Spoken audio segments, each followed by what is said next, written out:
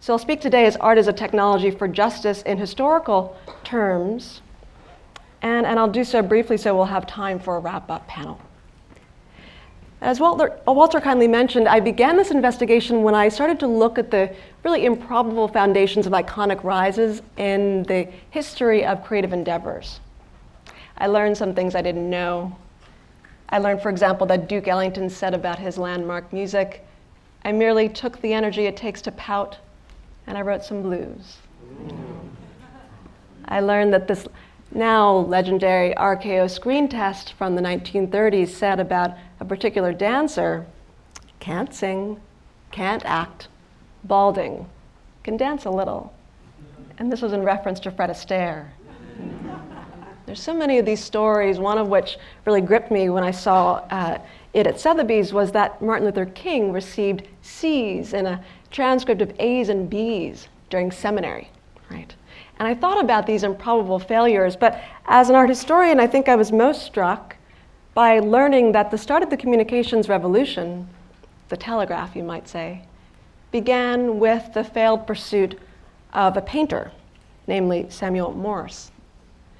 So as you might be able to see from the telegraph model, the stretcher bars of one of his failed canvases comprise the actual frame of this device. Samuel Morse didn't just want to be a painter. He wanted to be a painter of great renown, a Rembrandt, a Titian, as he wrote to his parents, and he felt jilted by his first love at that altar. He was unable to support himself and his family, sent his family to live in New Haven while he struggled to make a living in New York. Might sound familiar. It's a kind of timeless theme. He was NYU's first professor of painting, in fact. But one day, his students started to notice that batteries and wires populated that small studio in Washington Square as much as paintbrushes and pigments. Morse didn't see any difference between innovation with artistic means and what we might now call technological means. Morse effectively knew what we are holding a summit about today, that their art and technology are inextricably bound. And as Walter Isaacson beautifully wrote, in The Innovators, the truest creativity of the digital age came from those who were able to connect the arts and the sciences. Many have been arguing for the need to bring the arts and sciences together, but I would argue that the urgency to do so comes from the fact that they were once never so far apart, right?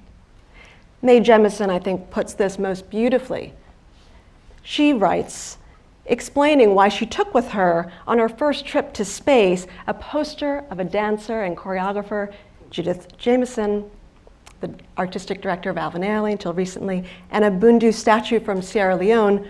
The creativity that allowed us to conceive and build and launch the space shuttle springs from the same source as the imagination and analysis it took to carve a Bundu statue, or the ingenuity it took to design, choreograph, and stage an Alvin Ailey dance, Cry. That's what we have to reconcile in our minds, how these things fit together. So a few years back when I was curating at the Tate Modern and then MoMA, I created a show, co-curated a biennial that really looked at the connection between art and technology explicitly. It was called The Dissolve, and I was fortunate enough to have David Adjaye design the space. But recently I've begun to be productively inspired by the tension, you might say, between art and technology, and how it gives us an opportunity to look at the unique mechanism of an object itself, of art itself, and how it offers a sense of connectivity when we might not otherwise come together. And how does it do this? That's what I'll focus on really for the last few minutes here. But to do that, I just want to go back to Samuel Morse for a minute. This is a painting of his from 1822/23. It's the House of Representatives. It was a painting that he created to offer a sense of his excellence. He wanted to receive a commission to paint works that now still reside in the Capitol building. But John Quincy Adams rejected him beyond hope of appeal, Morse said. So this is what you might call a failed painting, but now we're going into art history class mode. you might notice it has a very odd compositional focus, right? What's really at the center is not a portrait of any of the many luminaries that were on that floor, but instead, is there a pointer here? A man preoccupied by currents at the center of that painting. It's unusual, really. It telegraphs where he was going to go in his own career, but it also emblematizes the function of the arts, which is to get us to focus with immersive concentration, to fall into ourselves and to create a kind of private domain. The art as a technology offers us a way to access this kind of interiority. And in this sense, I think back to what Thomas Jefferson said when he was standing in front of a painting and described how he lost his sense of time completely in so doing. It makes me think about the way in which Jennifer Roberts, my new colleague at Harvard, why she asks her art historian students to sit in front of a painting for 3 hours as an exercise, to get them to consider what comes to them, because art creates a private domain in us. I've been told I need to close now. Keep going. Okay. There's so much to say here, but these private domains are crucial because they offer a pathway to iconoclastic decision-making, right? The kind that we can't make when faced with potential collective dissent. Howard Gardner speaks about, in his book Changing Minds, the invisible quality of the gradual shifts in our judgments and decisions, and I think that the private domains that occur in response to the arts is one of the ways that this takes place. Think about what occurred, for example, with Charles Black when he went to go listen to Louis Armstrong one day in 1931, in the private domain that was created in him. Charles Black went on to become one of the lawyers for Brown versus Board of Education. He says because he noticed the genius coming out of Louis Armstrong's horn during a period of, here we go again, segregation, right? He knew that segregation was wrong in that moment because of that genius, and describes that his trumpet playing let him start walking towards justice that day. When he went on to teach at Columbia and Yale, he would hold an Armstrong listening night to remind his colleagues and students of the private domains that the arts can create and the technology that allows us to walk towards justice as a result. I could go on, but I would simply really ask how many movements have begun when one impactful work of art, one work of aesthetic force of any kind indelibly changed our sense of the world.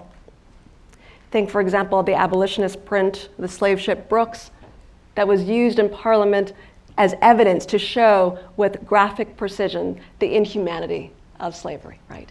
To show how 734 men, women, and children were fit into the hulls of a ship that could hold 450. Think about, as we've heard earlier, the galvanizing force of the image that we now call Earthrise from the Apollo 8 and how it sparked the environmental movement. I really want to close by reminding us why I think it's so important to honor the private domains that come from our aesthetic force as it relates to technology. It's because we're in a moment where we have increased access to the arts that can offer us this kind of impact. But I wonder if there is a bystander effect that occurs because of the glut of images that we have. Think of this in a particular sense. Consider the fact that we've now been able to witness firsthand crimes and injustices that decades before might have been unimaginable to see with your own eyes. Eric Gardner's killing, for example. But I don't sense an increased outrage necessarily. I wonder, as Alan spoke earlier about the instruments, technology is an instrument to get us around what's wrong with our own cognitive perception. I wonder if instruments are also creating problems with how we process the world around us. Psychologists might call this the bystander effect, right? A collective looking at an injustice might consider the fact that someone else might run to the rescue of a person who's being harmed, and therefore no one does anything at all. For me, this is a concern because the importance of the arts, the access that we can create to it through technology is a huge opportunity. But I think that it might short circuit the impact that an individual work of art can have when we experience it physically and more. So we can speak more about prescriptions in a bit, and perhaps I'll leave it there. But I want to remind us that this is a historical idea. It's an idea that certainly Frederick Douglass had long before any of us did on American soil about the importance of the arts for justice. He argued during the Civil War in a speech, Pictures in Progress, that art was what was needed most for America to have a new vision of itself. And I think our work with technology is to understand precisely what that contribution has been. One of the endeavors I have now at Harvard, both through teaching and in an initiative I hope to create, is to see whether or not we can harness the power of technology to quantify, so that we don't just use anecdotal sort of evidence, to quantify the role of the arts in connecting groups.